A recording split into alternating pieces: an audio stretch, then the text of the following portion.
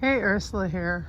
I'm outside to show you that after a few days of overcast and one day of rain, we're back to no clouds in the sky. We'll have 10 days since, well, let's just put it this way. Hurricane Helene came through and we had rain from the remnants on Sunday. It was wet, which was nice.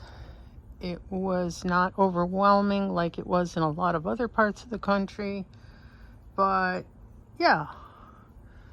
You see some of the trees are starting to turn just a little bit.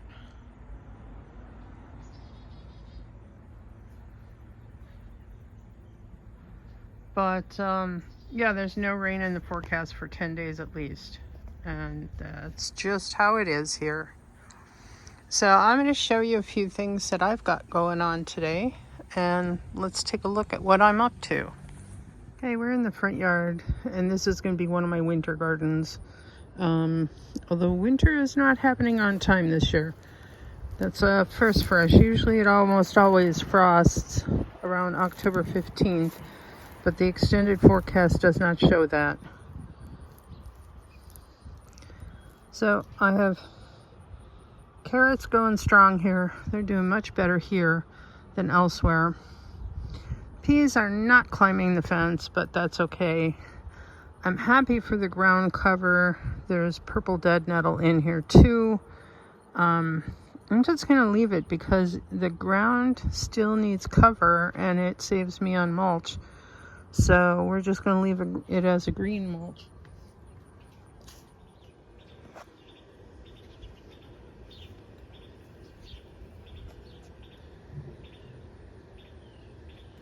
So I also have a dill that's coming up to prevent the deer from wanting to stick their heads in here. They really hate the smell of it.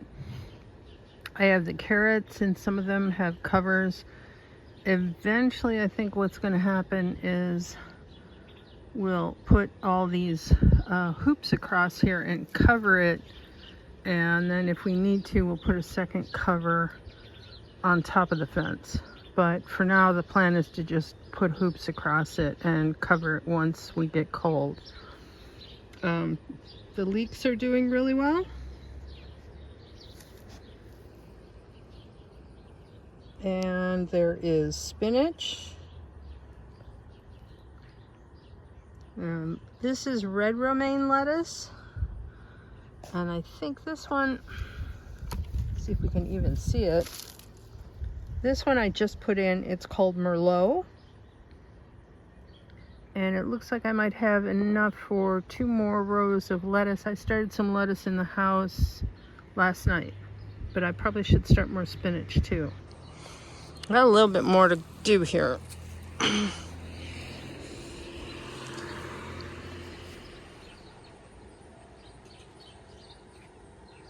Taking a look at the figs.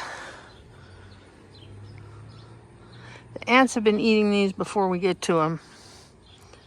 I just need more figs. That's all there is to it.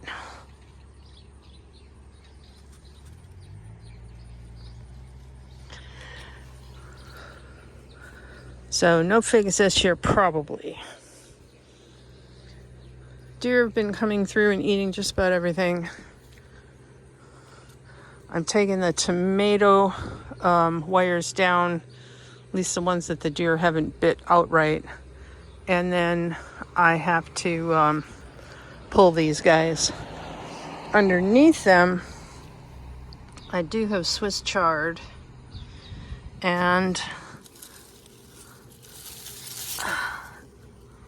these guys are indigo, which I have yet to process.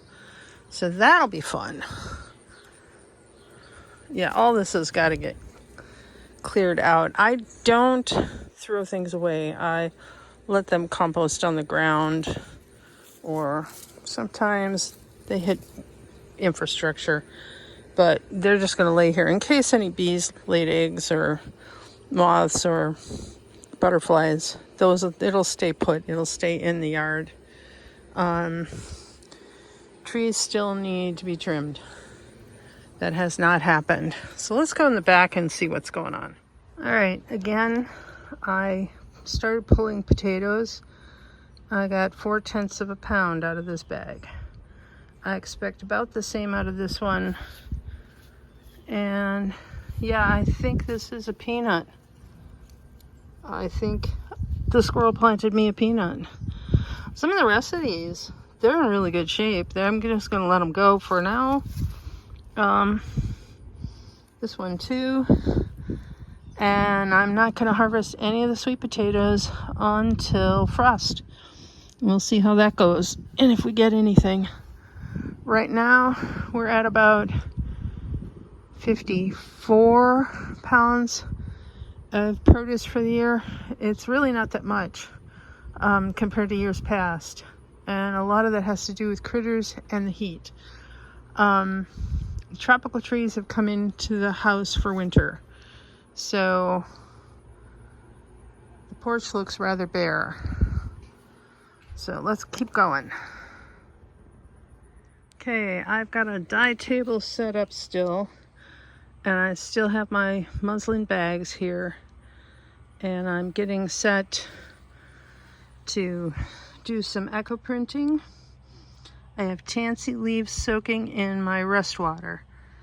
And later today I will roll those up and set up a solar oven for tomorrow.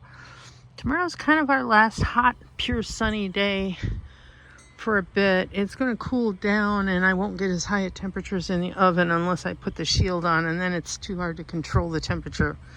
So this is effectively what's going to happen. We're going to dye the bags a color and then imprint on them with the leaves and see how that goes. This is my first time doing it on something like the bags. Usually I've done it on scrap pieces of cloth, and that's very different to me because I don't know what's going to bleed through from one side to the other. So let's go in the, well, I suppose we could look at the middle garden.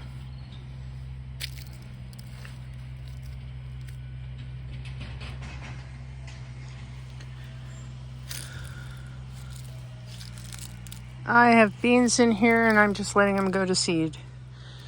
I've frozen as many beans as I care to, and tomatoes for some reason think that they might actually produce. Who knows? Looks like I got one back there that the deer didn't get. In the other gardens, well,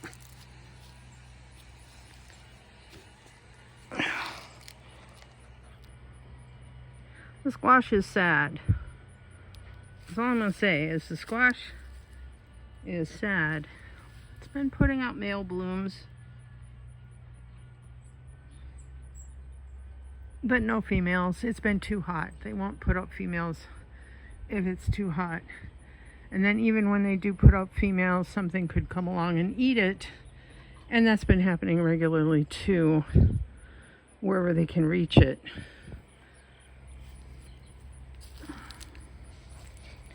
Down below, that's also sweet potatoes. You can see they've been pretty much decimated, either by deer or by the groundhogs. And there's not much I can do about that right now. Too late for this year. All right. Now we're in the cinder blocks. This is a strawberry bed, but my Swiss chard that I planted a while ago finally grew. And so I have one nice Swiss chard plant we've been eating on, and the rest is strawberries. And we'll see how that goes. I'm probably going to consolidate some strawberries from that garden. You see I got a couple beans in there.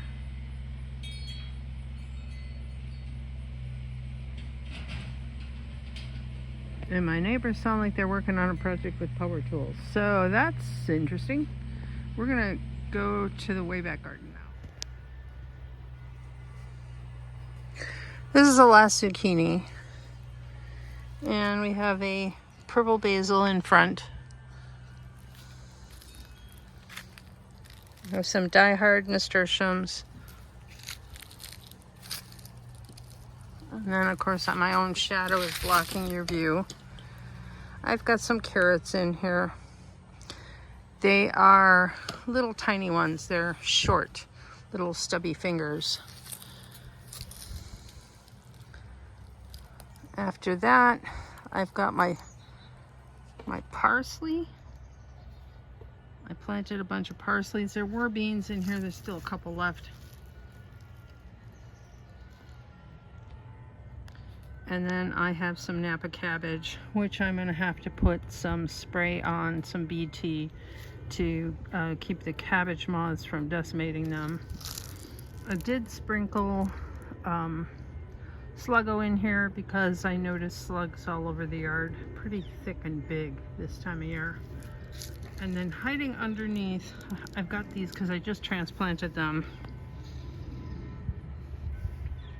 I have more Swiss chard. So I'm looking forward to the Swiss chard. I got, I think, about 10 plants in there, and I'll water them again tonight. But the shade is to protect the transplants from the worst of the sun. Plus, I think tonight is our big aurora from the solar storms, which means there's an awful lot of really strong sun energy right now. I don't need those guys getting burned. I don't know if it works that way. Don't take my word for it, ask a scientist. But the sun is pretty strong.